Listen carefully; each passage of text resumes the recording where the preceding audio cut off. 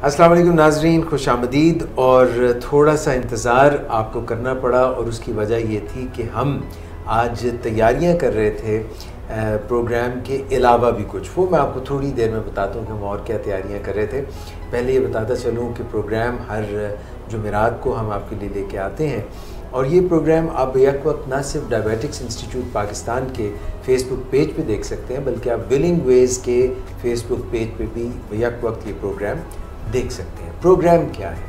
Programme जो है diabetes के मुतालिक है और डायबिटीज़ के साथ कैसे जिएं, इस पे हम मशवरे लेते हैं, एक्सपर्ट ओपिनियन लेते हैं डॉक्टर इम्तियाज़ हसन से, जो कि हमारे साथ मौजूद हैं। अस्सलाम वालेकुम डॉक्टर साहब। वालेकुम सलाम। डॉक्टर साहब को थोड़ा सा तारुफ कराता चलूँ उन लोगों के लिए जो आज पहली दफ़ा प्रोग्राम देख रहे हैं। डॉक्टर मोहम्मद इम्तियाज़ हसन एक कंसल्टेंट डायबिटोलॉजिस्ट हैं और अरसा 20-22 साल से यहाँ पर डायबिटिक्स इंस्टीट्यूट पाकिस्तान लाहौर में अपने फ़राइज़ सरअंजाम दे रहे हैं एक कंसल्टेंट डायबिटोलॉजिस्ट के तौर पे। और ये जो प्रोग्राम है इसमें हर जुमेरात को शिरकत करते हैं और आपके लिए आगाही जो है उसका एहतमाम करते हैं। मुख्तलिफ़ जो डायबिटीज़ से रिलेटेड जितने भी टॉपिक्स हैं, जितने भी सवालात आपके ज़हन में आते हैं, इनबॉक्स में भी आप करते हैं। ये जो हमारा प्रोग्राम लाइव चल रहा है उसमें कमेंट्स में भी आप करते हैं और डॉक्टर इम्तियाज़ हसन उसी वक्त आपको जवाब भी देते हैं। जो ओवरफ्लो है, जो कुछ सवालात रह जाते हैं, उनको भी डॉक्टर साहब जो है बाद में एड्रेस कर लेते हैं। हमारी जो टीम है वो मिलकर आप तक ये सवालात के जवाब पहुँचा देती है। उसके अलावा डॉक्टर साहब की अपना क्लिनिकल प्रैक्टिस है यहीं पे डायबिटिक्स इंस्टीट्यूट पाकिस्तान में। सुबह के वक्त भी डॉक्टर साहब मरीज़ देखते हैं 10 बजे से ऑनवर्ड्स, और फिर सेकंड सेशन इवनिंग में 6 PM ऑनवर्ड्स भी मरीज़ देखते हैं। आप जो है डॉक्टर मोहम्मद इम्तियाज़ हसन की जो है अपॉइंटमेंट भी ले सकते हैं। 0300 741 3639 भी एक नंबर है जिस पे आप अपॉइंटमेंट ले सकते हैं। सो डॉक्टर साहब, thank you very much for your time, thank you very much for being here. और साथ में हमारे मिस इकरा तारिक हैं जो कि क्लिनिकल साइकोलॉजिस्ट हैं। आपका भी बहुत बहुत शुक्रिया। डॉक्टर इम्तियाज़, आपको नहीं पता होगा आज मिस इकरा तारिक की बर्थडे है। अच्छा, बहुत बहुत मुबारक हो। ये तो यहाँ केक होना चाहिए था, तो वो शुगर फ्री केक। वो मैं यही बात करने वाला था। अच्छा। कि अब डॉक्टर साहब इनकी बर्थडे है और आपने केक तो फ़ौरन कहा कि होना चाहिए। यहाँ तक तो आपने एग्रीमेंट, साथ में आपने एक एडेंडम लगा दिया, एक आखिर में कहा शुगर फ्री केक होना चाहिए। अब ये इस हवाले से इनकी विसातत से मैं ये सवाल करूँगा कि डायबिटिक्स की भी तो बर्थडे आती है। अब इनको तो डायबिटीज़ नहीं है मगर डायबिटिक्स की भी तो बर्थडे आती है। वो अपनी बर्थडे पे क्या चीज़ों का ख्याल रखें? बर्थडे ज़रूर मनानी चाहिए। ज़ाहिर है कि एक डे ऑफ सेलिब्रेशन है और इंसान को खुशी होती है और बेसिकली खुशी उसको भी हो, लेकिन उसके जो दोस्त अजीज़ व अकारिब वालिदैन तो उनको भी बहुत ज़्यादा खुशी होती है अपने बच्चों को देख के। तो मेरे ख्याल से मनानी भी चाहिए और मनाते भी हैं। और लेकिन उसमें जब भी हम बात करते हैं कि वो जब आप बात करते हैं पोर्शन कंट्रोल की, अगर आप केक ज़रूर काटें जी, दूसरों को खिलाएं, दूसरों को खिलाने में ज़्यादा मज़ा है। और अगर आप देते हैं you can just take a chunk of it, छोटा सा पीस ले लें, कोई मेरे ख्याल से उसमें हर्ज नहीं है। थोड़ी सी ज़्यादा वाक कर लें उस दिन सालगिरह की खुशी में, तो मेरे ख्याल से लिया जा सकता है। तो डॉक्टर साहब आप ये कह रहे हैं कि एक तो आप पोर्शन कंट्रोल कर लें, दूसरा जो आप चंक लेते हैं वो उतना बड़ा ना लें, और बर्थडे पे अमूमी तौर पे और भी बहुत से लवाजमात होते हैं, तो उधर से भी कुछ हाथ उधर से देखें। वो जो चीज़ें जिनके अंदर शुगर नहीं है, बाकी वो फ्रूट्स ले सकते हैं, बाकी चिकन है, फ़िश है, उसके कबाब की शक्ल में है, जो बाकी चीज़ें हैं वो ले सकते हैं। जो एक तो ज़ाहिर के एक नाम बर्थडे के साथ एसोसिएटेड है केक का, तो केक तो ज़ाहिर है, बाकी मिठाई और चीज़ों में भी है, केक तो होगा। जैसे मैंने भी कहा केक तो होना चाहिए। तो ये जो चीज़ है कि हो सेलिब्रेशन के लिए हो, ज़्यादा वो लोग खाएं, बल्कि जो दूसरे भी हैं वो भी ज़रा हाथ थोड़ा रख के खाएं। ठीक, सबके। तो आप बताएं जी, केक मैंने मिस को कहा केक का, कहते हैं ये जो बर्थडे गर्ल होती है उसका काम नहीं होता, ये आपका काम है। नहीं, केक में हमने अब कोशिश की है लड़का जल्दी से भेजे, तो आपको भी हम रिक्वेस्ट करेंगे कि 6 बजे के बाद प्रैक्टिस से पहले आप केक खा के जाएं। बिल्कुल। अच्छा मिस इकरा, ये बताएं कि आप को जब एज क्लिनिकल साइकोलॉजिस्ट आप लोगों को रोकती हैं मीठा खाने से या ये, तो आपको क्या प्रॉब्लम सामने आती हैं सेलिब्रेशंस के दिन या कोई भी ऐसा जो दिन होता है, तो आप क्या फील करती हैं पेशेंट्स के हवाले से? और अगर आप जो है खुद ये सोचना चाहें कि मैं हेल्थी ईटिंग करूं, उसमें ये डिफ़िकल्टी आती है कि जब हम एक्साइटेड होते हैं या इस तरह से कोई इवेंट आ गया, जैसे शादी ब्याह हो गई या बर्थडे हो गई या कुछ ना कुछ इस तरह से, तो हम वहाँ पे इमोशनल ईटिंग भी कर जाते हैं। जैसे कि हम नहीं देख रहे होते कि अच्छा मुझे थोड़ा सा, हम उसमें ये कह रहे होते हैं कि आज तो मैं बहुत खुश हूँ तो चलो आज थोड़ा सा और खा लेते हैं। तो उसमें हमारा जो बेसिकली हमारे ब्रेन में 2 तरह का जो है वो अल्लाह ताला ने निज़ाम रखा हुआ है, एक एनिमल ब्रेन होता है, एक ह्यूमन ब्रेन होता है। तो उस टाइम हम जब भी जज्बात के इन्फ्लुएंस में होते हैं तो वो फिर हमारा एनिमल ब्रेन जो है वो वर्क कर रहा होता है, और जो ह्यूमन ब्रेन होता है वो इस टाइम हमारा डीएक्टिवेट हो जाता है या वो ऑफ हो जाता है उस समय। तो हमें वहाँ पे जो है वो अपने ह्यूमन ब्रेन को एक्टिवेट करने की ज़रूरत है, और जज्बात में आके जो है वो हमें कोई इस तरह का फ़ैसला नहीं लेना कि अच्छा मैं ओवर ईटिंग कर जाऊँ या मैं बहुत ज़्यादा मीठा खा लूँ। जैसे भी डॉक्टर साहब ने भी कहा कि आप खा सकते हैं लेकिन थोड़ा सा। ये तो दूसरों के लिए था ना, अब आप अपना बताओ। लेकिन मैं खुद भी इमोशनल ईटिंग कर जाती थी, लेकिन आज मैं इस चीज़ के ऊपर काम करूँगी कि मैं हम ये देखेंगे, लाजिम है कि हम भी देखेंगे। अच्छा जी डॉक्टर साहब, कुछ तो सवालात हमारे पास यहाँ पे आए हुए हैं, अगर आप इजाज़त दें तो मैं जो हमारे पास पिछले प्रोग्राम को लोग इंतज़ार कर रहे होंगे कि उनके सवालात का जवाब वो अगर मैं आपके सामने रखूं, एक ज़रा सा तफसीली, एक मिस मैं पूछ लेता हूँ, एक आप पूछ लें। एक जो है रब्बातुल बैत का है, कहते हैं my father is diabetic and blood pressure patient, 57 years of age, he is taking good care of diabetes with diet and oral medication and walk, 3 चीज़ें। Slow walk because he is having knee problem. He is gaining weight day by day while having normal meal routine. Can you please suggest some diet plan for him? इन्होंने तो सिर्फ diet plan मांगा है, मगर आप ज़रा इसको पूरे को देखिए क्या कहेंगे। देखें, डायबिटिक पेशेंट जो होते हैं मोस्टली मेजॉरिटी ऑफ देम वो थोड़ा ओवरवेट होते हैं, ये ओबेसिटी की तरफ उनका रुझान होता है।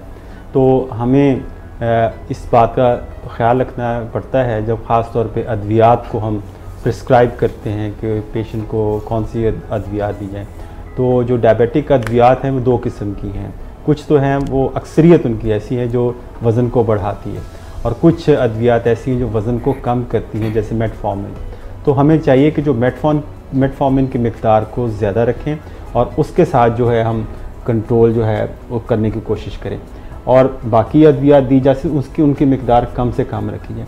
कुछ पेशेंट के अंदर, जैसे हमने एक प्रोग्राम में बात की थी GLP-1 एगोनिस्ट, जो पाकिस्तान के अंदर भी अवेलेबल है और डायबिटीज़ का बड़ा अच्छा ट्रीटमेंट है, इंजेक्टेबल है, 1 डे। तो वो आप मेटफॉर्मिन के साथ दें, उससे भी वेट लॉस होता है। देखिए, वेट लॉस के लिए जब भी हम बात करते हैं तो 3 चीज़ों पे डिपेंड करते हैं हम। एक तो डाइट, एक्सरसाइज और मेडिसिन। एक्सरसाइज ज़ाहिर इनके लिए पॉसिबल नहीं है इतनी ज़्यादा करना, और नी की वजह से, और नी तभी बेहतर होगी जब वेट कम होगा। तो डाइट एक बहुत इंपॉर्टेंट रोल प्ले करती है। सबसे पहले आप ये देखें कि बहुत जगहों पे ओवर ईटिंग कर रहे होते हैं और हम वो समझ रहे होते हैं कि हम कुछ भी नहीं खा रहे। जब आप किसी पेशेंट से, ओवरवेट पेशेंट से बात करें, वो कहते हैं जी मेरी तो खुराक ही कुछ नहीं है, मैं तो खाता ही कुछ नहीं और मेरा वेट बढ़ता जा रहा है। बेसिकली हम बहुत सारे फैक्टर्स इग्नोर कर रहे होते हैं जो वेट के साथ एसोसिएटेड है। वो नंबर 1 उसमें हम ये होता है कि रोटी को हम कहते हैं आप कितनी रोटी खाते हैं, वो कहते हैं जी मैं 3 खाता हूँ या 2.5 रोटी खाता हूँ, आप सेटिस्फाइड होते हैं। लेकिन जो उसके साथ जो सालन है, जो करी है, वो उसको हम कोई कंसिडरेशन नहीं दे रहे होते, क्योंकि जो सालन की प्रेपरेशन है, हम पहले भी एक दफ़ा बात की थी, वो इतनी डायबिटोजेनिक है और मोटापे का बायस बनने वाली है कि आप देखें कि जो हंडिया को जब भूना जाता है तो हंडिया, आप सब्ज़ी को भी भूनते हैं, गोश्त को भी भूनते हैं, दाल को तड़का लगा लेते हैं, तो we are virtually frying everything. हम हर चीज़ को फ्राई कर रहे होते हैं। फ्राई का मतलब है कि उसके अंदरूनी साख्त के अंदर गोश्त की, सब्ज़ी की रच बस जाए। जब उसके अंदर तेल या घी रच बस ना जाए, हम वो भूनी नहीं जाती। उसके बाद ज़ाहिर है कि वो हम जो अगर एक डाइट की फॉर एग्ज़ाम्पल उसकी वैल्यू 200 कैलोरीज़ है, तो हम उसको वो 900 या 1000 कैलोरीज पे ले जाते हैं। तो और हम सालन को किसी कंसिडरेशन में नहीं लेते। और ये जो हंडिया को भूनने वाला मामला है, इस पर थोड़ा सा नज़र षानी की ज़रूरत है। कम ऑयल यूज़ किया जाए जितना पॉसिबल है, जो आपको टेस्ट के लिए ज़रूरी है। क्योंकि जब आप ख़वातीन घर में खाना बनाएंगी तो उसमें अगर उन्हें सही तरह भूनना नहीं होगा कोई खाएगा वो खाएगा नहीं। वो ये क्या बना दिया तुमने, ना उसका कोई मऊ ना मत्था उसका सालन का, तो ये क्या बन गया, कोई रंग रूप नहीं तो ये जो चीज़ है, ये इस चीज़ को थोड़ा सा हमें चेंज करना पड़ेगा। दूसरा ये कि हमें ग्रिल्ड चीज़ें हैं, जो स्टीम चीज़ें हैं, हमें उनका टेस्ट नहीं है। हमें चीज़ों का शायद रियल टेस्ट ही नहीं पता। हमें मसालों का टेस्ट पता है, हमें ऑयली चीज़ जो फ्राइड चीज़ का टेस्ट पता है, हमें चीज़ों का रियल टेस्ट नहीं पता। करेक्ट। हमें सब्जियों का सही टेस्ट नहीं पता। हम जब तो ख़ास मसाले में ख़ास तरीके से भूनी जाए तो वही हमें पता है। तो ये चीज़ें वेट गेन की तरफ हमें लेके जाती हैं। और बहुत सारी छोटी छोटी चीज़ें हैं जी। मतलब ये एस्टिमेट किया गया है कि अगर आप एक छोटा चॉकलेट कुकी रोज़ खा लेते हैं, कहते हैं इससे क्या, एक छोटा सा बिस्किट है, खा लेते हैं, तो आप ये अंदाज़ा कि 1 साल के बाद एक चॉकलेट कुकी खाने से आपका 2.5 किलो वज़न बढ़ सकता है रोज़ाना रेगुलर खाने से। तो ये जो छोटी छोटी चीज़ें हैं, छोटे छोटे एक्ट्स हैं, ये इसको मामूली ना जाने। इसको भी आप पोर्शन कंट्रोल में हम जो बात करते हैं, इसको भी कंसिडरेशन में रखा जाए। रोटी तो एक फैक्टर है, दूसरा जो फैक्टर है वो हमारे सालन और करी का है। क्योंकि जो हमारी एक प्लेट सालन की है वो कितने हज़ार कैलोरीज पे होती है, तो हम एक वक्त का खाना जो पूरे दिन में हमें खाना चाहिए उसमें खा लेते हैं। दूसरा हमें हमारे सैलड्स का इस्तेमाल उस लेवल का नहीं किया, बहुत कम है। यानी हम फ्रेश वेजिटेबल सैलड है। अगर आप ग्रीस में, मुझे एक दफ़ा इत्तेफाक हुआ, तो वो ग्रीक सैलड जिसको मेडिटेरियन फूड कहते हैं, वो तो बेस्ट होती है मेडिटेरियन फूड। वहाँ पे उनके जो सैलड की मिकदार ज़्यादा होती है, ऑलिव्स होते हैं और बेहतरीन और बड़े बड़े टमाटर काट के, खीरे बड़े बड़े से, और उसके अंदर सलाद की बहुत अच्छी मिकदार। यानी ये जो चीज़ें हैं ये आपका फिलर इफेक्ट है। यानी अगर आप खाना खाने से पहले इसको शुरू लेते हैं तो ये एक फाइबर के तौर पे एक्ट करते हैं, पेट को भी सही रखते हैं, आपकी जो कैलोरिक इंटेक कम हो जाता है, आपका शुगर लेवल बेहतर होना शुरू होता है, और ये चीज़ें वज़न को कंट्रोल करने में मेडिटेरियन डाइट बहुत हेल्पफुल होती है। तो डाइट पे हमें थोड़ा सा नेशनली एक कंसेंसस बनाने की ज़रूरत है कि इसको कैसे प्रिपेयर किया जाए। डॉक्टर साहब, ये आपसे डेफिनेटली रिलेटेड तो नहीं है ये सवाल, ये तो क्यूजीन और इस तरह का, मगर ये हमारा जो डीप फ्राइंग वाला स्टाइल है ये कब से आ गया और ये बड़ा पक्का हमारे रच बस गया है। बहुत ज़्यादा इसमें प्रॉब्लम है। अच्छा, उसमें जो सबसे बड़ी जो बात होती है कि जो जिस ऑयल में, ख़ास तौर पे जो बाज़ार में या होटल्स के अंदर जब आप जाते हैं, रेस्टोरेंट्स के अंदर, उसको जो चीज़ को फ्राई किया जाता है, ख़ास तौर पे आपने रमज़ान में भी देखा होगा, समोसों के एक ही तेल में बार बार गर्म करके निकाल रहे होते हैं। इसी तरह जो चरगे को फ्राई कर रहे होते हैं, एक ही तेल, वो काला स्याह हो जाता है। जब आप ऑयल के अंदर ये खूबी है या खामी है या खसूसियत कह लें कि जब उसको बार बार गर्म करते हैं तो वो एक बुरी चीज़ जो हेल्थ के लिए अच्छी नहीं, ट्रांस फैटी एसिड्स के अंदर चेंज हो जाता है, और जो हार्ट के, जो दिल के अमराज का बायस है, मोटापे का बायस है। यानी एक अच्छी चीज़ किसी हद तक जो शुरू में थी, अगर उसको बार बार गर्म करते हैं तो मुज़र सेहत हो जाता है। इस पर भी कोई कंसिडरेशन नहीं है। हम वो सारे समोसे हैं वो लाइनों में लग के ले रहे होते हैं, तो खाने वाले रेस्टोरेंट्स पे रश इतना लगा होता है, लेकिन इस चीज़ पे ज़्यादा पक के ख़राब हो जाता है, पक के ख़राब हो जाता है और सेहत के लिए मुज़र हो जाता है। हम तो इवन घरों में मैंने ऐसा देखा है कि अगर पकौड़े तले हैं तो उसको रख लेते हैं, ऑयल को, वो तेल जो होता है ना उसको दोबारा यूज़ करते हैं। जी, रीयूज़ करते हैं। और ये रीयूज़ करने वाला जो तेल है ये ऑब्वियसली ये आपके लिए आप समझिए कि एस्ट्रोजेनिक है। जो ऑयल्स हैं, फैटी ऑयल्स और अनसैचुरेटेड, इसका क्या फ़र्क है? अच्छा, जो सैचुरेटेड ये होते हैं, जो हम रिकमेंड ये करते हैं कि जो किसी भी पेशेंट के, दिल के पेशेंट के लिए या डायबिटिक पेशेंट के लिए अनसैचुरेटेड फैटी एसिड यूज़ करने चाहिए। और उसमें से भी 2 किस्म के अनसैचुरेटेड होते हैं, पॉली अनसैचुरेटेड और एक है मोनो अनसैचुरेटेड। तो पॉली अनसैचुरेटेड है जिसमें आप कॉर्न जो है ऑयल है वो यूज़ है, सनफ्लावर ऑयल है, लेकिन जो अच्छा है वो मोनो अनसैचुरेटेड MUFA से कहते हैं। मोनो अनसैचुरेटेड फैटी एसिड जिनके अंदर ज़्यादा है वो कैनोला ऑयल है और ऑलिव ऑयल है। तो इसको हम यूज़ करना चाहिए और कर सकते हैं, लेकिन बाज़ लोग इसकी एक लिबर्टी लेते हैं कि अब तो डॉक्टर साहब ने कहा जी कैनोला ऑयल और ये ऑलिव ऑयल तो बड़ा ही अच्छा है, सेहत के लिए जितना मर्जी खाओ, पराठे बनाओ और उसको अंदर पकौड़े तलो और वो खाएं। हालांकि जब आप उसकी कैलोरिक वैल्यूज़ को देखते हैं तो जो कैलोरिक वैल्यूज़ उसकी वही होती हैं जो 9 कैलोरीज पर ग्राम। हिसाब से। वो तो फैट की जो उसकी वैसे ही होती हैं, लेकिन जो उसकी वजह से लोग ओवर वेट हो रहे हैं, वेट गेन हो रहे हैं। दूसरा, हम लोगों को जो सबसे ज़्यादा ज़रूरी है कि हर आदमी को ये पता होना चाहिए कि मेरा नॉर्मल वेट कितना होना चाहिए। ये सबसे बड़ा फैक्ट है। तो ये एक उसमें फैक्ट इसमें ये है कि बहुत सारे पेशेंट जो मेरे पास आते हैं तो मैं पूछता हूँ कि डॉक्टर साहब, आप पूछते हैं कि डॉक्टर साहब मैं बड़ा कमज़ोर हो गया हूँ। मैंने कहा क्या वेट है? कहते हैं जी 101 किलो है वो है इस वक्त मेरा वेट, तो 5 फुट 8 हाइट है। तो कहते जी ये तो मैं कमज़ोर हो गया, मेरा तो 120 होता था, मेरी तो इतनी सेहत होती थी, और ख़वातीन ख़ासतौर पर डॉक्टर साहब मेरा तो इतना बड़ा मुंह होता था, तो मैं तो बहुत कमज़ोर हो गई। मैंने कहा वो अब जो आप कमज़ोर कह रही हैं ये अब नॉर्मल हुई हैं आप।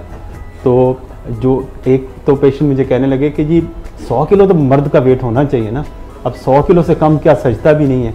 तो मैं तो, और फिर उसके बाद वेट अगर कोई हिम्मत करके वेट अपना कम भी कर ले, सारे कहते तो पीयर प्रेशर इतना ज़्यादा है, बड़े कमज़ोर हो गए, क्यों हो गया था, ठीक है। तो ये एक चीज़, ये फिक्रा आपको, अच्छा वो उनको साइकोलॉजिकली उनको नेगेटिवली डीमोटिवेट कर रहे होते हैं, डीमोटिवेट करते जो करते करते वो बेचारा वो कहते हैं मैं किस मुसीबत में फंस गया हूँ कि मैं तो वजन अपना सेहत के लिए कर रहा हूँ और मेरे वो लोग पीछे पड़ गए।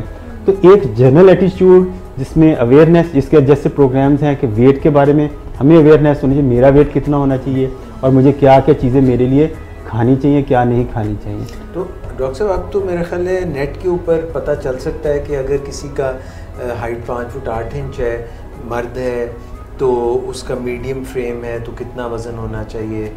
अच्छा, इससे भी थोड़ा सा हम जो बेहतर तरीका है वो बॉडी मास इंडेक्स का। अच्छा, बॉडी मास इंडेक्स है कि आप अपना हाइट ले लेते हैं, उसके बाद किलोग्राम से वेट ले लेते हैं, हाइट मीटर्स में कन्वर्ट करके किलोग्राम पर मीटर स्क्वायर, उसको हम कहते हैं कि नॉर्मली हम एशियंस की जो नॉर्मल है कि 24 है उसको कहते हैं, ये आना चाहिए। आप किस BMI कैलकुलेट कर सकते हैं, नेट पे भी जाके कर सकते हैं, BMI बॉडी मास इंडेक्स। तो अगर उससे ज़्यादा है तो उसमें भी कैटेगरीज हैं, ओवर वेट है, ओबेसिटी है एंड मॉर्बिड ओबेसिटी है, ख़तरनाक किस्म की जो ओबेसिटी है। तो इसमें हमें हर चीज़ को एक पता होना चाहिए, ये सिर्फ एजुकेशन से पता चल सकता है। और कुछ हमारे जो लोग हैं ख़ास तौर पे कुछ ड्रेस कोड इसमें बड़ा रोल प्ले करता है। बाज़ औक़ात कुछ लोगों का आइडियाज़ है, जो मैं देख रहा था एक जगह, वो हम लोग क्योंकि हमारा नेशनल ड्रेस भी है शलवार कमीज़ में से, लेकिन कुछ लोग हैं ना उसको पहनते भी हैं लेकिन वो कुछ ढीले से हो जाते हैं।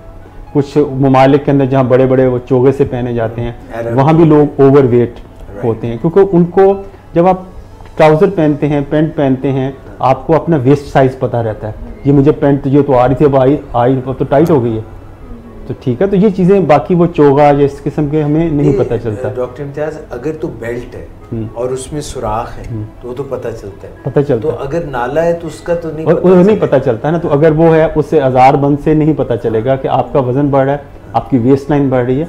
हम खुदा न खास इस पर क्रिटिसाइज नहीं कर रहे, लेकिन ये है कि हमें जो है अपने वेस्ट लाइन का और अपने वेट का पता होना चाहिए, ये बहुत ज़रूरी है। ये कैसी हैबिट है अगर कोई रोज़ाना अपने वॉशरूम के बाहर, अपने बेडरूम में, अपनी क्लोजेट वार्डरोब के सामने कोई एक वेइंग मशीन अगर किसी ने रखी हो, रोज़ाना वेट करें। जब रोज़ाना वेट करते हैं तो मिस ज़्यादा बेहतर बता सकते हैं, आपको फोकस्ड हो जाते हैं अपनी, कि आपको पता होता है कि मेरा वेट बढ़ रहा है, कम हो रहा है, ज़्यादा हो रहा है, आप अलर्ट रहते हो। जैसे बिल्कुल ब्लड शुगर चेक करने की तरह, बिल्कुल कि ब्लड शुगर हम टेस्ट करते हैं, उसमें पता रहता है हमारा ट्रेंड क्या है, अपवर्ड ट्रेंड है, डाउनवर्ड ट्रेंड है। वेट करें, वेट का भी पता रहेगा। वेट कॉन्शियस होना चाहिए, नेशनली हमें वेट कॉन्शियस होना चाहिए। ख़ास तौर पे जो ख़वातीन हैं उनके अंदर मैं इतना ज़्यादा प्रॉब्लम देखता हूँ कि वो बेचारों की जो लाइफ है ख़वातीन की, वो बहुत मिजरेबल हो जाती है वज़न बढ़ने से। देखिए वो जब उनका होती है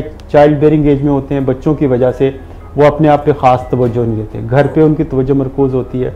इस दौरान वो अपना उनका वेट बढ़ जाता है, हर प्रेगनेंसी के बाद कुछ ना कुछ वेट गेन होता है, थोड़ा बढ़ता जाता है। फिर वो अब तो खैर उसका शायद रिवाज कम हो, लोग उनको पंजीरियाँ खिला रहे होते हैं, देसी घी खिला रहे होते हैं आफ्टर डिलीवरी, जिससे उनका वेट और बढ़ता है। और दूसरी जो बात ये होती है कि उनका एक्टिविटी लेवल बहुत कम हो जाता है, वो अपने घर के काम काज को, अपनी वॉक, अपनी एक्सरसाइज वो समझ रहे होते हैं, और किसी तरह उनके अंदर ये हैबिट डेवलप ही नहीं होती कि मुझे एक्सरसाइज के लिए, वॉक के लिए जाना चाहिए, मुझे अपनी डाइट पे कंट्रोल करना चाहिए। बच्चे ने खाना छोड़ दिया, वो उस माँ ने खाना है, वो अपनी खाने के अलावा जो उसके छोटे छोटे जो चंक्स ऑफ फूड्स हैं, तो बच्चे का खाना था, इनको तो कैलोरीज नहीं आएंगे। बच्चों लेकिन बच्चे का खाना है, वो भी खा रहे होते हैं। अगर बच्चे हैं, 2 बच्चों का बचा हुआ खाना, और अपना तो खाना ही है। तो ये चीज़ें, ये सारी चीज़ें जब वो स्टेज आती है ना, जो 40s में 50s में पहुंचती हैं, बच्चे थोड़े से बड़े हो जाते हैं, उतनी देर में ओवर वेट हो जाती है, डायबिटीज़ हो जाती है, ब्लड प्रेशर हो जाता है, उनसे चला ही, हम वॉक के लिए कहते हैं डॉक्टर साहब चला ही नहीं जाता, घुटनों का प्रॉब्लम आ जाता है, चला ही नहीं जाता। तो एक मल्टीफैक्टोरियल प्रॉब्लम। सिंपल जो बात है कि अवेयरनेस, हमें अवेयरनेस ख़ास तौर पे ख़वातीन के लिए बहुत ज़्यादा काम करने की ज़रूरत है। ख़वातीन क्योंकि एक रीढ़ की हड्डी है हमारे माशरे की, ये अगर ये सेहतमंद हैं, तंदुरुस्त हैं, बच्चे तंदुरुस्त और सेहतमंद होंगे, पूरी एक सोसाइटी सेहतमंद और तंदुरुस्त रह सकती है। अच्छा डॉक्टर साहब, मेरे आपसे 2 सवालात हैं जो मैं आपसे पूछना चाहूँगी। जैसे आज हम डाइट के हवाले से भी कुछ बात कर रहे हैं, बहुत सारे पेशेंट्स का ये कहना है कि जो डाइट कोक होती है या जो कोल्ड ड्रिंक्स हैं, और दूसरी उसमें कोई फ़र्क नहीं होता, क्योंकि जब हम डाइट कोक लेते हैं तो वो भी उसी तरह ही मीठी होती है, तो चीनी तो उतनी ही होती है और हमारी शुगर भी उससे इतनी कंट्रोल में नहीं रहती। तो क्या ले सकते हैं वो डाइट कोक, और क्या वो उनकी शुगर कंट्रोल में उनकी कोई उससे बढ़ेगी या नहीं बढ़ेगी, क्या होगा?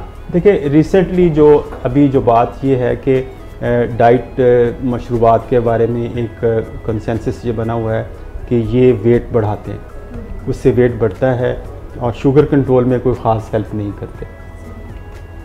तो इसलिए क्योंकि इसमें जब आपको पता है कि आपको खुली छुट्टी है, आपके पास 1 लीटर की या 1.5 लीटर की बोतल पड़ी है डाइट, तो आप उसको ख़त्म करने की कोशिश करेंगे, इसका तो नुकसान ही कोई नहीं है। तो आप ओवर ड्रिंक करते हैं, ऑब्वियसली फिर इसके जो अपने साइड इफ़ेक्ट्स हैं। तो पूरी दुनिया के अंदर डाइट ड्रिंक्स भी, डाइट कोलाज या डाइट ड्रिंक्स ये भी एसोसिएट करते हैं आपकी ओबेसिटी के साथ। तो इनडायरेक्ट ये आपकी डायबिटीज़ को भी ख़राब करते हैं।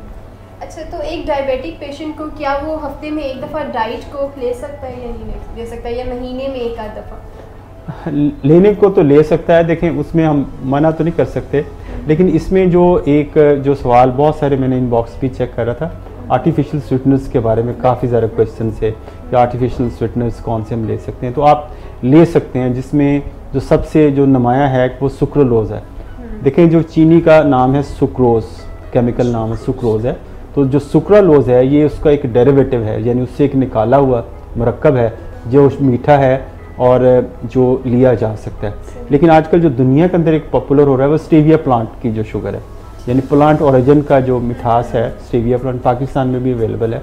वो लोग उसको, ये सवाल भी है, बिल्कुल ये सवाल भी है जिसमें उन्होंने लिखा है कि stevia better than artificial sweeteners. तो ऑब्वियसली अभी जब तक हमें कंट्रोल स्टडीज़ नहीं हैं इसके कि हम इसको comparison, head to head comparison हो, कंपेयर किया जाए इसके साथ, लेकिन मेरा ख्याल है, गुमान है, इसको मैं लफ्ज़ इस्तेमाल करूँगा कि स्टेविया प्लांट को प्लांट ओरिजिन से है, तो इसका जो मेरा ख्याल से वो केमिकल से ज़्यादा बेहतर होगा। जो पिछले थे ना उसमें आर्टिफिशियल स्वीटनर थे, उसमें फिनाइल एलानिन और एस्पार्टेम होता था, तो वो अमाइनो एसिड्स डेरिवेटिव थे। तो वो जब आप पकाते थे अमाइनो एसिड डी नेचर हो जाते थे, वो ख़राब हो जाते थे, उनके अंदर उसकी केमिकल नेचर चेंज हो जाती थी। जो सुक्रालोज बेस्ड है मीठा, ये पकाने से भी आप उसको रख सकते हैं, स्टीविया प्लांट के साथ भी जो वो भी आप पकाया सकते हैं, तो मीठा इससे लिया जा सकता है। और क्या डॉक्टर साहब आर्टिफिशियल स्वीटनर से आपकी हड्डियां कमज़ोर हो जाती हैं या ये बिल्कुल एक मिथ है, इसमें कोई ऐसी बात नहीं है, हड्डियों पे उसका कोई डायरेक्ट इफेक्ट नहीं है। ठीक है, मगर हड्डियां जो डॉक्टर साहब कमज़ोर होती हैं उसमें जो हमारी पॉपुलेशन भी वो कहते हैं जी रंग ना ख़राब हो तो धूप में कोई नहीं जाते, फिर दूध से लड़कियां ख़ास तौर पे और लड़के भी यंगस्टर्स दूध नहीं पीते, तो इससे भी तो कोई इफ़ेक्ट पड़ता है। हाँ, ख़ास तौर पे जब मैं बात करता हूँ अपने पेशेंट जो फीमेल से, जब हम हिस्ट्री में लेता हूँ उनके, तो अक्सर 90% फीमेल्स वो मिल्क दूध नहीं पीती। हालांकि ख़वातीन को जो दूध है वो अपनी ज़िंदगी में उसको एक ग़िज़ा के तौर पे ज़रूर शामिल करना चाहिए। चाइल्ड बेयरिंग एज में लाजमी तौर पे जब वो फीडिंग मदर हों ऑब्वियसली उनको लेना चाहिए, और ख़ास तौर पे जब उनका जो पोस्ट मेनोपॉज़ल पीरियड्स होता है, जहाँ पे ऑस्टियोपोरोसिस का हार्मोन की प्रॉब्लम की वजह से जो ऑस्टियोपोरोसिस यानी हड्डियों का भुरभुरापन शुरू हो जाता है, तो उस वक्त उनको ऐसी चीज़ों की ज़रूरत होती है जो उनको कैल्शियम बेस्ड हों और कैल्शियम का जो सबसे अच्छा जो सोर्स है वो मिल्क है, चीप और सस्ता और इफ़ेक्टिव सोर्स है मिल्क है। तो लाजमी तौर पर मिल्क और ये मिल्क से बनी हुई जो चीज़ें इस्तेमाल करें। अच्छा, उसमें जो चीज़ है कि कुछ लोग कहते हैं जी हम पनीर खा लें। जो पनीर है, जो कॉटेज चीज़, जो सफ़ेद पनीर है वो फैट फ्री होता है, उसमें प्रोटीन कंटेंट ज़्यादा होता है, कैल्शियम कंटेंट ज़्यादा होता है, वो उनके लिए बेहतर है। वो आप मक्खन की जगह जो आप लगाना चाह रहे हैं टोस्ट पे, तो आप कॉटेज चीज़ यूज़ कर सकते हैं। और दूध का एक प्याला, एक 250 ml का कम से कम हर खातून को, जो ख़ास तौर पे जो पोस्ट मीनोपॉज़ल एज के अंदर है, वो ज़रूर लें। ख़वातीन चाय की बहुत शौकीन होती हैं, मुझे इसकी वजह नहीं समझ आई। इतने बड़े कप पीती हैं और दिन में 4-5 दफ़ा पीती हैं, मुझे इसकी वो सर मुझे तो ऐसा लगता है कि उसकी वजह ये होगी कि वो रात को शायद सही सोए नहीं है, या दिन भर उनकी जो एक्टिविटी लेवल है थकावट हो जाती है, या वो अपने मूड को एलिवेट करने के लिए कैफीन ले लेके मूड को अपना बिल्डअप करती हैं। जी बिल्कुल, ये मेरा भी ये ख्याल है कि उनके अंदर जो टी इनटेक है, अगर प्रॉपर सर्वे किया जाए तो ये पता चलेगा कि उनके अंदर टी इनटेक काफ़ी ज़्यादा कंपेयर है, और जो प्योर मिल्क है उसका जो इनटेक है वो काफ़ी कम है। काली कड़क चाय होनी काली और रिसेंट रिसर्चेस ये बताती हैं कि अगर आप 1 कप चाय का पीते हैं तो उस 1 कप का जो असर है आपकी बॉडी में वो 12 घंटे तक रहता है। और अगर हम डेली बेसिस पे 3-4 कप चाय के पी रहे हैं तो वो तो फिर हमें एक्टिव ही रखेगी, और हमें जो नींद के लिए जो हमारे अंदर केमिकल है तो वो सही तरीके से काम नहीं कर पाएगा। इसीलिए रात को 2-2, 3-3 बजे तक लोग जो है वो जाग रहे होते हैं, इंटरनेट और ये साइट्स में इस्तेमाल कर रहे होते हैं। एक और बड़ी चीज़ जो मैंने ख़ास तौर पे नोट कर रहा हूँ कुछ अरसे से, जो पेशेंट की बहुत सारी लॉट और अक्सरियत जो हमारे डायबिटिक पेशेंट भी और आम लोग भी, पब्लिक भी, पब्लिक एट लार्ज जिसको हम कहते हैं, कि वो रात को देर तक जागने के आदी हो चुके हैं।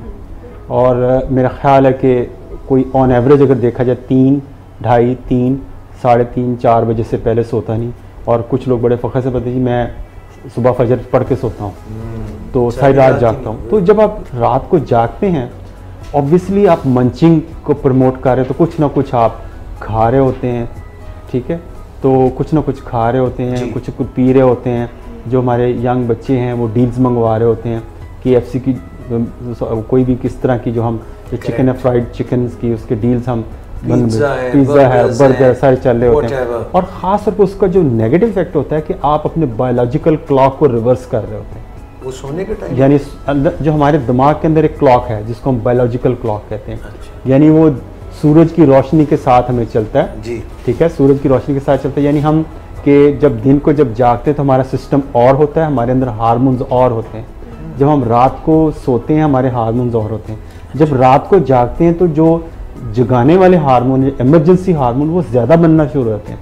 तो आपको डायबिटीज़ होने का ख़तरा, हार्ट डिजीज़ होने का ख़तरा और ब्लड प्रेशर होने का ख़तरा बढ़ जाते हैं लेट नाइट जागने से।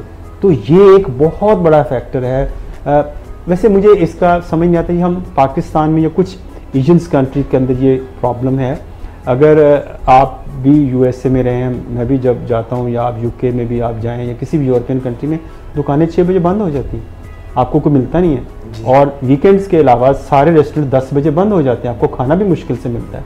लेकिन हमारे यहाँ ये उलट है, हालांकि। और सुबह आप देखें सड़कों पे 8 बजे वहाँ ट्रैफिक का इज़्तिहाम होता है, लोग काम पे जा रहे होते हैं, 5 बजे तक काम करते हैं और अपना सारा उनका मामूल चलता रहता है। लेकिन हमारे यहाँ 12-1 बजे दुकानें खुलती हैं और उसके बाद 12-1 बजे बंद होती है। हम लोगों को तो एनर्जी की ज़्यादा ज़रूरत है, तो हमें एनर्जी कंजर्व करनी चाहिए। और यही जो चीज़ें ये प्रमोट कर रही है कि अभी रिसेंट जो सर्वे, एक बात भी मैंने की थी कि पाकिस्तान के अंदर कुछ अर्सा पहले सिर्फ 11% लोगों को डायबिटीज़, अब 26% को है। तो आप डबल से भी ज़्यादा आप तसव्वुर करें कि तेज़ी से बढ़ रही। इसमें खाने पीने की हैबिट्स, हमारे जागने सोने की आदत, ये बिल्कुल मुख्तलिफ रुख इख्तियार कर चुकी हैं और ये बीमारी है। और सबसे बड़ा जो डिलेमा है, सबसे बड़ा जो अलमिया है कि हमारी जो यंगर जनरेशन है वो मोटापे का शिकार हो रही है, डायबिटीज़ का शिकार हो रही है। वो लोग जिन्होंने इस मुल्क की भाग दौड़ को संभालना है वो बीमारियों का शिकार हो रहे हैं और हम इसके लिए कुछ भी नहीं कर रहे। लम्हा फिक्री है जी। और इसका ये जितनी आपने बातें बताई हैं, इसका ताल्लुक लाइफस्टाइल से। जी बिल्कुल। और फिर अब बार बार वही जो बात आप कह रहे हैं कि पहले आपने कहा पूरी जो नेशनल लेवल पे डाइट है हमारी, उस पर गौर करने की ज़रूरत है। नेशनल लेवल पे हमारी जो सोच है उसको बदलने की ज़रूरत है। और ये वरना वो 11 से 26% पे डायबिटीज़ की जो है शराब हो गई है। मैं सवाल करूं या आपने करना है? एक सवाल है मेरा जो कि इसी डाइट से ही जुड़ा हुआ है कि डॉक्टर साहब, डॉक्टर्स जो है वो अपने पेशेंट्स को ये क्यों कहते हैं कि वो दिन में एक ही दफ़ा बैठ के खाना ना खाएं और वो दिन के मुख्तलिफ औकात में थोड़ा थोड़ा जो है वो खाते रहें? इसके पीछे क्या लॉजिक है? हाँ, इसको हम कहते हैं कि आप अपने जो मेजर मील है, जो मेजर पोर्शन है ना, उसको आप 2 बड़े मील्स के अंदर या 3 एक मील के अंदर ना कन्वर्ट करें। होता ये है कि बहुत सारे पेशेंट जब हम पूछते हैं कहते हैं डॉक्टर साहब मैं सुबह पराठा खाया होता है और सारा दिन मैं कुछ नहीं खाता, मैं काम में, और रात को आके फिर मैं 3 रोटियां खाता हूँ, ठीक है ना। तो ये जो चीज़ें हैं, ये एक जिसको बल्क मील लेना, एक जगह पे इकट्ठा लेना, ये मुनासिब नहीं है। जब आप ग्लूकोज लेवल से शदीद बहुत तेज़ी से बढ़ता है और इतना तेज़ी से बढ़ता है कि आपका जो सारी दवाइयाँ सारे सिस्टम में फेल हो जाते हैं। तो आप जितने भी अगर एक पर्सन 4 रोटियाँ खाना चाहता है, हम कहते हैं उसको डिवाइड करके लें, पूरे दिन में थोड़ी थोड़ी थोड़ी करके, जिसको निबलिंग कह सकते हैं अंग्रेज़ी में, कि थोड़ा थोड़ा कुतर के आप लें, थोड़ा थोड़ा छोटे पोर्शंस के अंदर उसको कन्वर्ट कर दें। इस तरह वो स्पाइक्स नहीं क्रिएट होती ग्लूकोज की और आपको कम दवाई के साथ आपको कंट्रोल, इसके शुगर को कंट्रोल किया जाए। फूड शेडिंग वाला ये, फूड शेडिंग, जी, फूड शेडिंग। छोटे छोटे मील्स लें मगर मुतादिद मरतबा लें, एक दफ़ा एकदम लबलबे पे बहुत ज़्यादा लोड न डालें। जी, ठीक हो गया। अच्छा जी डॉक्टर साहब, यहाँ पे अब जो हमें इनबॉक्स में कुछ सवाल आए हैं जी, इसमें से भी एक आध तो हमने एड्रेस पिछली दफ़ा कर लिया था, मैं वो वैसे ही याद दहानी के लिए कर रहा हूँ कि हाई शुगर की अलामात की हमने बात कर ली थी और टीबी की भी हमने बात की थी, जिन लोगों को टीबी होती है, और ये भी कहा था कि इंसुलिन कहाँ कहाँ लगाई जा सकती है। इस पर डॉक्टर साहब ये है कि डॉक्टर साहब इंसुलिन शुरू कब करनी चाहिए, ज़रा तफसील से बताएं। ये तो हमने बात कर ली, ये बात हो गई, ये बात कर ली थी। क्या इंसुलिन महंगा और तकलीफ़देह इलाज है? मेरी आमदनी इतनी नहीं कि मैं अफोर्ड कर सकूं, क्या ये सिर्फ बेपर की बात है? ये ज़रा सा बताएं डॉक्टर साहब कि इंसुलिन महंगा है और तकलीफ़देह इलाज है। ये दोनों बातें मिथ की सूरत में आती है कि लोग समझते हैं कि इंसुलिन एक महंगा इलाज होगा, मैं अफोर्डेबिलिटी का इशू है। लेकिन हमारे जो पाकिस्तान के अंदर जो कुछ फार्मास्यूटिकल्स कंपनी हैं, उन्होंने इसमें बड़ा काम किया है। यानी उन्होंने डिवाइसेस, पेन डिवाइसेस दिए हैं, और पेन डिवाइसेस है कि उसके अंदर रीफिल होते हैं आपकी कार्ट्रिज, यानी जैसे आप के पास बॉल पॉइंट है, उसके अंदर रीफिल डाल लें, ख़त्म हो जाए तो आपको वही बॉल पॉइंट बार बार चलता रहे। तो पेन के अंदर, पेन में अगर आप इंसुलिन लेते हैं, वो पेनलेस, आलमोस्ट उसकी जो नीडल बहुत फाइन होती है, उसका लगाने का उसमें एग्जैक्ट डोज चली जाती है, और पूरी उसकी जो है उसमें दर्द भी नहीं होती, और उसकी कीमत भी बड़ी मुनासिब कीमत रखी गई है। रीफिल की कीमत, अगर आप अच्छा इंसुलिन का इलाज करते हैं तो आपका ख़र्चा 1000 रुपये से नीचे ही रहेगा महीने से। तो और इतना ख़र्चा मेरे से, अद्वियात भी इतनी महंगी हैं, वो इतना ख़र्चा उसमें भी है। और पाकिस्तान में पूरी एक रेंज मौजूद है, यानी हमारी जो फार्मा इंडस्ट्री ने इस चीज़ में बड़ी एक काम किया है कि आपको अच्छी से अच्छी दवाई मुनासिब मिकदार में और ब्रांडेड दवाई दोनों मिल जाएंगी। ओके, ठीक है। तो हर जो चीज़ है, अगर आपको सस्ता इलाज है, सस्ती दवाई भी, और लेकिन मौसर दवाई वो भी मिल जाएगी। अगर आप ब्रांडेड दवाई लेना चाहते हैं, ऑब्वियसली उसके अंदर कुछ लोग प्रेफर करते हैं, उसकी कॉस्ट ज़्यादा है, लेकिन इसकी जो कॉस्ट है जो बाकी ममालिक में जिस दुनिया में वो बहुत ज़्यादा है, लेकिन पाकिस्तान में ये काफ़ी कम है। तो इंसुलिन, और ये तकलीफ़देह इलाज है? तकलीफ़देह इलाज इस बिल्कुल नहीं है, क्योंकि जो उसका जो दर्द है, जो इंसुलिन का लगाने का टीके की दर्द है, वो जो आप शुगर टेस्ट करते हैं उस दर्द से कहीं कम है। शुगर टेस्ट करने वाले जो लैंसेट है उसके प्रिक से कहीं कम है। अच्छा डॉक्टर साहब, ये पिछली दफ़ा हमारी बात हो गई थी कि गोलियां जो हैं वो गुर्दे ख़राब करती हैं, इसलिए तुम इंसुलिन पर आ जाओ। ये बात हमने लास्ट टाइम की थी शायद। हाँ जी, उसलिए वो कुछ लोग ये कहते हैं कि जो गोलियां जो है गुर्दे ख़राब करती हैं। बेसिकली हम ये कहते हैं कि बहुत सारे पेशेंट को भी ये ख्याल है कि ये डॉक्टर साहब ये गोलियां मैंने बहुत खाई, मेरे गुर्दे ख़राब हो गए। वो बेसिकली एक मुलज़म को, मुजरिम को बरी कर रहे होते हैं, दूसरे पे इल्ज़ाम धर रहे होते हैं। तो हम वो जो बेसिकली उन्होंने शुरू से अपना शुगर लेवल कंट्रोल नहीं रखा होता, और अपनी जो शुगर लेवल उसको बहुत हाई रखा होता है, उसकी वजह से उनके किडनी पे इफेक्ट आता है, और वो गोलियां इस्तेमाल करते चले जाते हैं। डॉक्टर कहता है आप इंसुलिन पे आ जाए। नहीं डॉक्टर साहब, 1 महीना और दे दें, 2 महीने और दे दें, मैं इस दफ़ा बड़ा परहेज़ करके आऊँगा और मैं बिल्कुल ठीक करके आऊँगा इसको। तो और कुछ वक्त ले लेते हैं। तो at the end of day जब प्रॉब्लम आ जाती है तो वो ये कहते हैं कि ये गोलियां खाता था, इसने मेरे साथ प्रॉब्लम किया। हालांकि ये डायबिटीज़ अनकंट्रोल्ड जो थी उसने वही कल्प्रेट है, वही उसका सही मुल्जिम है या मुजरिम है जिसने इसको नुकसान पहुंचाया। तो वो इसके एक इल्ज़ाम जो वो दूसरा है उस दूसरी चीज़ पे धर दिया, उस पे चला जाता है। तो इंसुलिन भी गुर्दे तबाह करती है? इंसुलिन गुर्दे तबाह नहीं करती, इंसुलिन गुर्दे बचाती है। अगर आप इसको टाइमली शुरू करते हैं इसका कोई साइड इफ़ेक्ट्स नहीं है, यानी स्वाय शुगर लो हो सकती है या वेट गेन का इशू होता है कुछ लोगों के अंदर, उसको सही तरीके से ना यूज़ करें। तो इंसुलिन एक तो जान बचाने वाली दवा है, दवा नहीं हार्मोन है बेसिकली। ठीक हो गया। अच्छा डॉक्टर साहब एक सवाल ज़रा सा हट के है, उम्रा पे एक साहब जा रहे हैं उम्रे पे और कहते हैं कि मैं उम्रे पे जा रहा हूँ, इंसुलिन इस्तेमाल करता हूँ, मुझे कोई गोलियाँ बता दें जो मैं वहाँ इस्तेमाल कर लूँ। उम्रे पे या किसी भी सफ़र पे, आज भी एक पेशेंट मुझे कह रहे थे डॉक्टर साहब मैंने वहाँ जाना होता है सफ़र पे, तो मैं सफ़र में जाके मैंने शोर कोट उतर जाना होता है, मैंने वहाँ जाके मैं शोर कोट में गोलियाँ इस्तेमाल कर। मैंने ये कहता हूँ कि जो गोलियाँ शोर कोट में काम कर सकती हैं वो लाहौर में क्यों काम नहीं करती? तो ये एक आपकी मिथ है, आपके जहन की खाम ख्याली है, क्योंकि आप अपनी इंसुलिन को कैरी करें। अच्छा बहुत सारी एक और बड़ी मिथ है, लोग समझते हैं कि जब हम इंसुलिन को लेके जाएंगे तो साथ हमें एक रेफ्रिजरेटर साथ कैरी करना पड़ेगा और बहुत बड़ा एक बॉक्स लेके जाना पड़ेगा और उसको बड़ा टेम्परेचर से इसको बाहर निकालेंगे तो ख़राब हो जाएगी। हालांकि ऐसी बात नहीं, आजकल जो ह्यूमन इंसुलिन है आप रूम टेम्परेचर पे रख लें उसमें कोई इशू नहीं है, डायरेक्ट धूप में डायरेक्ट हीट पे ना रखें तो इससे ख़राब नहीं होती।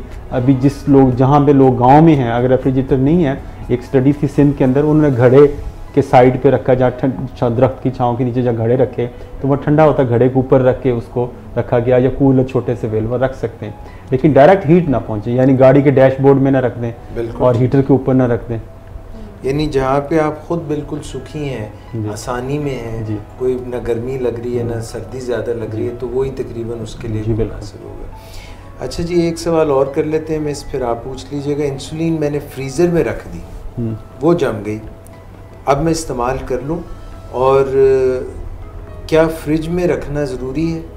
ये फ्रिज में वाला तो मैंने जवाब आपको पहले दे दिया कि उसमें रखना ज़रूरी नहीं है, लेकिन अगर फ्रीज़र में रख दी है तो फ्रीज़र में ये जम गई है। अच्छा जब उन्हें फ्रीज़र से निकाला होगा तो ये पिघल गई होगी उसकी बर्फ़, तो वो समझते हैं शायद, लेकिन जब ये जम गई है तो इसका मॉलिक्यूलर स्ट्रक्चर वो ब्रेक हो गया, वो टूट गई है, ख़राब हो गई, ख़राब हो गई, अब नहीं वो कारगर होगी, अब वो कारगर नहीं होगी। नई इंसुलिन ख़रीदें, फ्रीज़र में ना रखें। कुछ लोग कुछ ज़्यादा जोश का काम लेते हुए तो वो फ्रीज़र के अंदर रख देते हैं कि अब तो बहुत अच्छी महफूज रहेगी, अगले साल तक महफूज रहेगी। तो जिस तरह कोई नहीं गोश्त रख लेते हैं। डॉक्टर साहब आपसे ये सवाल भी मैं पूछूंगी जो कि एजाज साहब ने हमसे पूछा है, लेकिन उससे पहले एक सवाल जो कि मैं आपसे पूछना चाहूँगी कि क्या ज़्यादा खाने से भी तो हमारी इंसुलिन जो है वो ग्लूकोज लेवल ज़्यादा हो जाता है?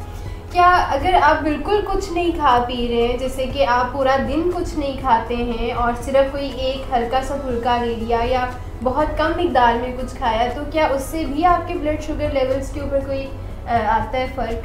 देखिए जो हमारा जो सिस्टम है ना बॉडी का, वो एक बड़ा क्लोज सिस्टम है, जिसको हम ये कह सकते हैं इतना क्लोज है, मेरे से दुनिया में कम ही मिसाल मिलती है कि हमारे जो बॉडी के अंदर सिस्टम चल रहे हैं वो इतने एक दूसरे से कोऑर्डिनेटेड होते हैं। जो लबलबा है उसके अंदर दो किस्म के सेल्स होते हैं, alpha cells and beta cells. Alpha cells वो होते हैं जो ग्लूकागॉन एक हार्मोन है वो बनाते हैं, और एक जो बीटा सेल है वो इंसुलिन बनाते हैं। जब हम खाना खाते हैं तो हमारा शुगर लेवल बढ़ता है, तो होता ये है जो ही शुगर लेवल बढ़ता है तो हमारे जो बीटा सेल है उनको एक सिग्नल चला जाता है कि इंसुलिन बनाओ, खाना आ रहा है, ग्लूकोज आ रहा है, और साथ ही एक सिग्नल अल्फ़ा सेल को चला जाता है कि ग्लूकागॉन को कम कर दो, क्योंकि ग्लूकागॉन का काम शुगर बढ़ाना होता है, तो हमें शुगर कम करने की इस वक्त ज़रूरत होती है ना कि बढ़ाने की। तो ग्लूकागॉन सप्रेस हो जाता है, कम हो जाता है, और जो इंसुलिन का लेवल वो बढ़ जाता है, वो इस ताकि शुगर कंट्रोल हो। लेकिन जैसे हमने रोज़ा रखा हुआ है, हम कुछ नहीं खा रहे, ठीक है, अभी केक खाएंगे तो वो इंसुलिन हमारी बढ़ जाएगी लेकिन इस वक्त अगर हम केक, अगर सुबह से हमने केक के इंतज़ार में बैठे हुए हैं तो हमारा शुगर लेवल इस तरह मेंटेन होगा कि इंसुलिन की शरह कम हो जाएगी, ग्लूकागॉन की शरह ज़्यादा हो जाएगी, ताकि वो लिवर से ग्लूकोज को मोबिलाइज करे और हमारे खून के अंदर शामिल होता रहे। नॉर्मली ये बड़ा एक बैलेंस तरीके से चल रहा होता है, जितनी इंसुलिन फिर उतना ग्लूकागॉन तरीके से। लेकिन डायबिटिक में ये उलट हो जाता है, उनका ग्लूकागॉन ज़्यादा हो जाता है, इंसुलिन कम हो जाती है, तो शुगर बढ़ती है। तो हमारा ये बिल्कुल ये एक नॉर्मल अगर है तो आपकी देखिए शुगर ना बढ़ती है ना कम होती, जो मर्जी आप इसके खाएं पिए। होमियोस्टेसिस जिसको कहते हैं। क्योंकि उसमें अभी पिछले दिनों एक पेशेंट ने ये सवाल पूछा था कि क्या ऐसा होता है, जैसे उनके साथ ये इशू आ रहा था, वो कहते हैं कि मैं कुछ खाता पीता नहीं हूँ लेकिन फिर भी मेरी शुगर कंट्रोल में नहीं आ रही, तो मैंने तो अपनी शुगर को कंट्रोल करने के लिए खाना पीना ही छोड़ दिया है। ये एक बड़ी मिथ है, वो लोग ये भी कहते हैं जी मैं खाना पीना हम ख़त्म कर देंगे तो हमारी शुगर ठीक हो जाएगी। ये ऐसी बात नहीं है। जब आप खाना पीना तर्क करते हैं तो आपका शुगर लेवल ख़राब होता है। इसलिए जब हमने छोटे छोटे मील्स की बात की, इसलिए जब मील लेते हैं आपका इंसुलिन अंदरूनी बनती रहे, ग्लूकोगन सुप्रेस रहे, हम ये उस चीज़ से काम ले रहे होते हैं।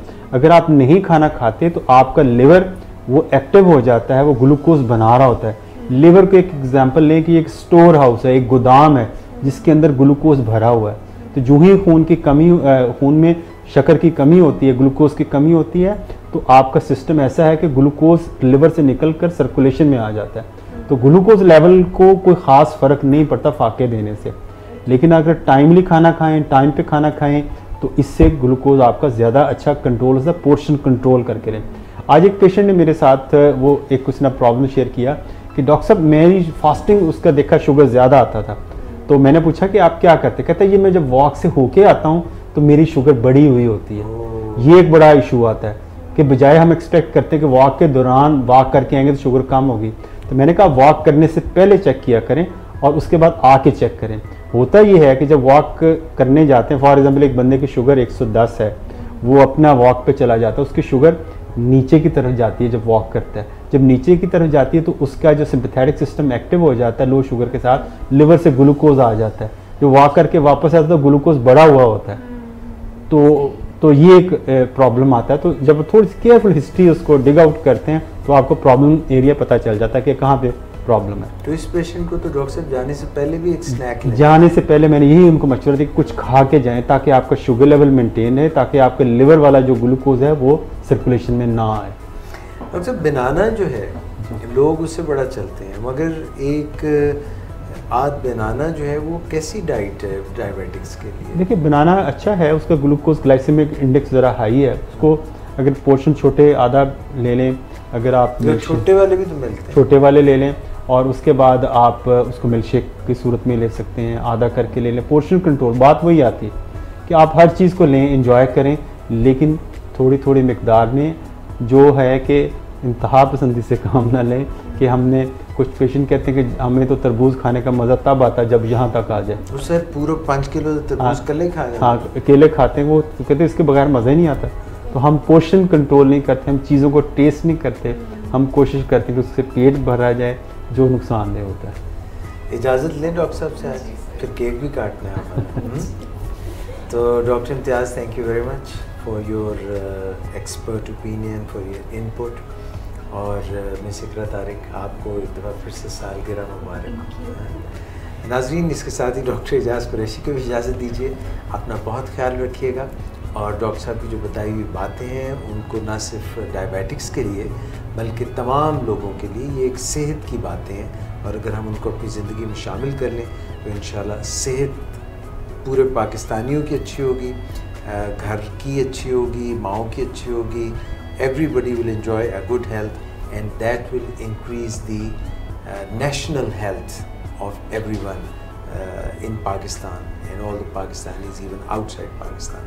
अपना बहुत ख्याल रखिएगा। अल्लाह हाफ़िज़।